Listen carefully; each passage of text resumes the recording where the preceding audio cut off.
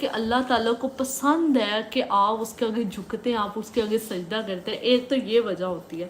دوسری وجہ، جو چیز آپ کے حق میں بہتر نہیں، اللہ تعالیٰ وہ آپ کو نوازنا نہیں چاہتا. جو آپ کے لیے تکلیف لے بن سکتی ہے، جو آپ کے لیے صحیح نہیں ہوتی نا، وہ اللہ تعالیٰ کو نوازنا نہیں چاہتا. لیکن ایک وقت میں اللہ کو پتہ ہوتا ہے کون سے وقت میں آپ کے وہ چیز آپ کے حق میں بہتر ہے. کہ جب وہ اب بچے کو، چھوٹا سا بچہ ہے، ٹھیک ہے، 10 سال کا بچہ ہے، اس کو اگر آپ ڈائریکٹ اس کے ہاتھ کاروبار اپنا دے دو، میں یہ بہت بڑی مثال دے رہی ہوں تاکہ سمجھ ایزیلی آ جائے نا. اب آپ 10 سال کے بچے کو اپنا پورا کاروبار دے سکتے ہو؟ مجھے کائنڈلی یہ بتائیں. کوئی بھی نہیں دے گا، کیونکہ ہم نے اپنا کاروبار ڈبونا ہے، ہم نے اپنا کاروبار حرام کرنا ہے، نقصان کرنا ہے، کہ ہم 10 سال کے بچے کو اپنا پورا کاروبار پکڑا دیں اپنی، اس کو ایسے، مطلب ہوتا ہے نا کچھ لوگ بزنس کرتے ہیں، تو ایسا کبھی نہیں ہوتا.